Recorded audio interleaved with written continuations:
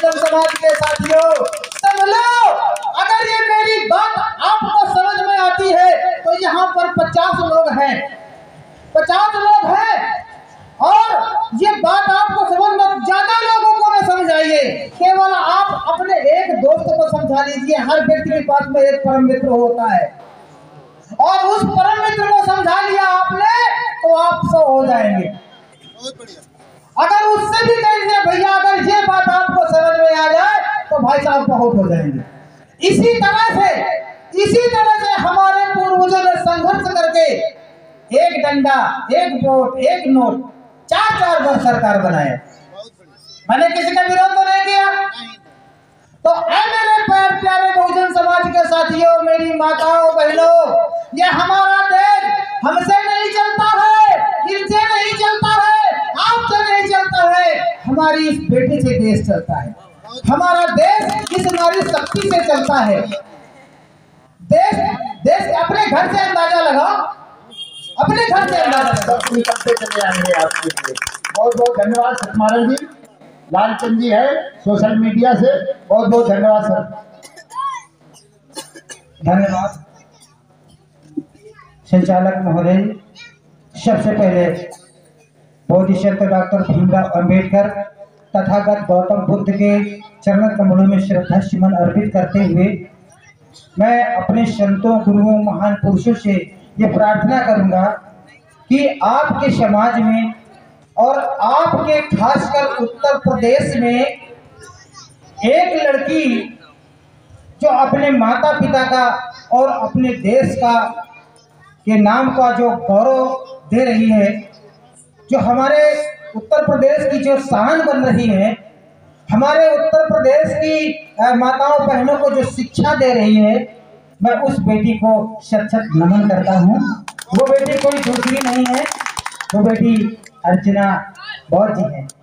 तो मैं बार बार उनको नमन करूँगा और इनके बारे में थोड़ी और चर्चा करूँगा कि अय मेरे प्यारे बहुजन समाज के साथियों, भैया कैमरा और आगे लाइए, और आगे लाइए।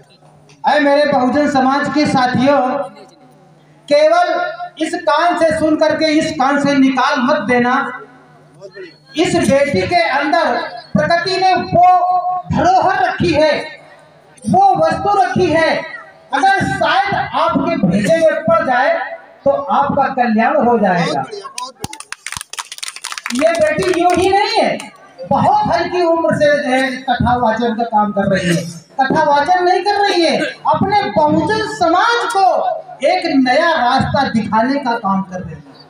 इसलिए मैं इस बेटी को बार बार सत नमन करता हूँ और मैं संतों, गुरुओं, महान पुरुषों से ये प्रार्थना करता हूँ कि इसी तरह से इस बेटी को और सद्बुद्धि दे और अटूट ज्ञान दे, जिससे हमारे बहुजन समाज को एक नया रास्ता मिल सके। चलिए, अब मैं एक बात आप लोगों से ये कहना चाहूंगा, वक्त बहुत थोड़ा है, समय बहुत कम लेंगे। आप जहां तक मेरी आवाज जा रही है, भले आप यहां तक नहीं आ पा रहे हैं, मगर मेरी आवाज जहां तक जा रही है तो मेरी बात को सुनने का काम करिएगा और ध्यान से सुनिएगा। देखिए, मैं किसी का विरोध नहीं करता।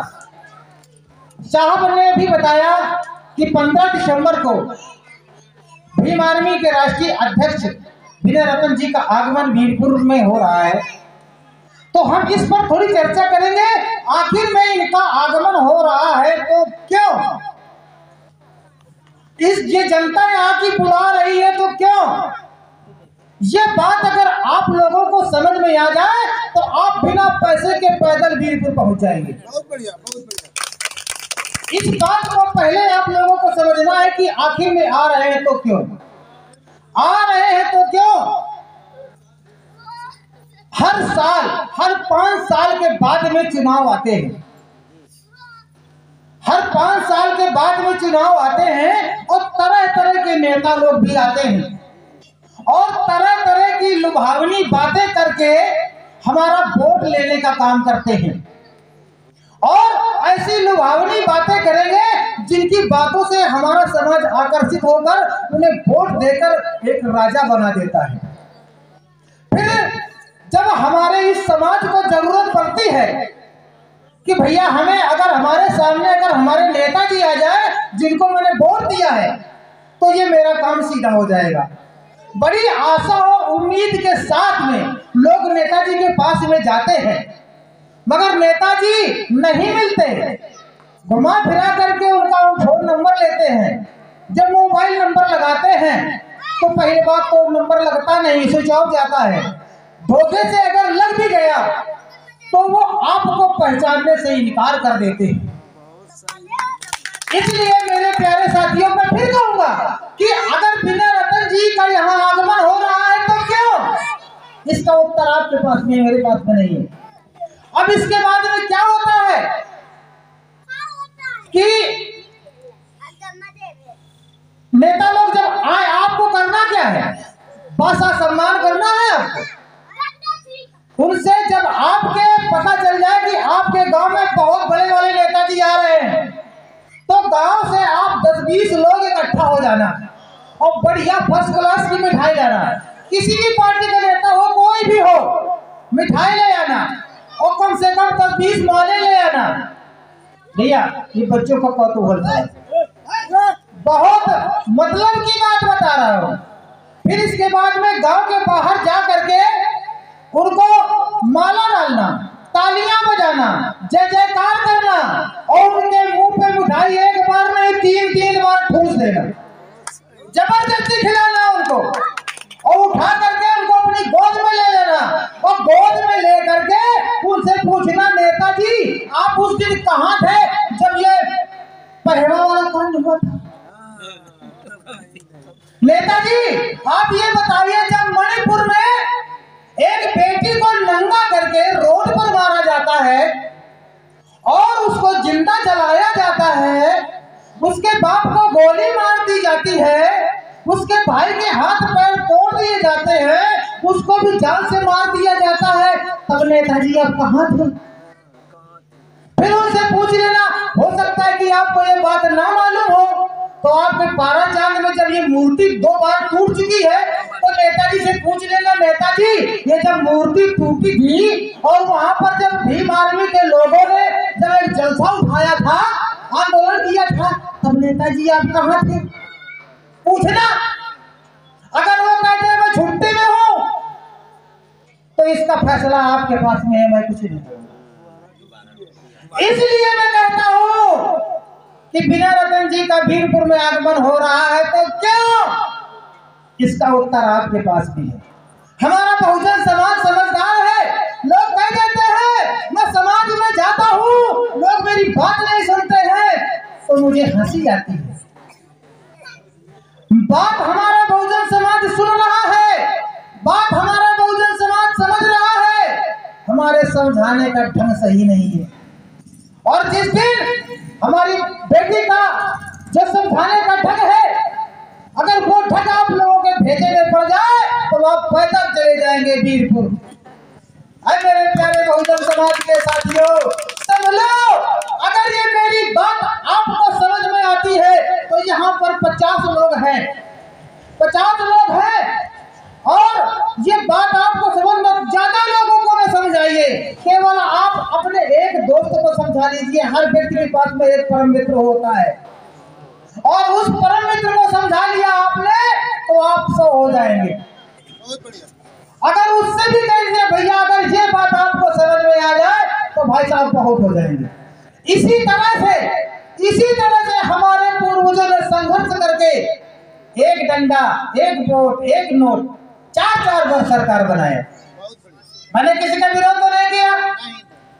तो मेरे प्यारे बहुजन समाज के साथियों, मेरी माताओं बहनों, ये हमारा देश हमसे नहीं चलता है, इनसे नहीं चलता है, आपसे नहीं चलता है, हमारी इस बेटी से देश चलता है। हमारा देश इस नारी शक्ति से चलता है। देश अपने घर से अंदाजा लगाओ, अपने घर से अंदाजा लगाओ। और जिस घर में पत्नी का सम्मान पति नहीं करता, भाई साहब को घर नहीं चल पाएगा। कितना अपने को बहादुर बताए, मगर ये बात हम मानने के लिए तैयार नहीं है। इसलिए मेरे प्यारे साथियों, आपको वीरपुर में 15 दिसंबर को पहुंच करके माननीय विजय रतन सिंह जी के वचनों को सुनना है और समझना है।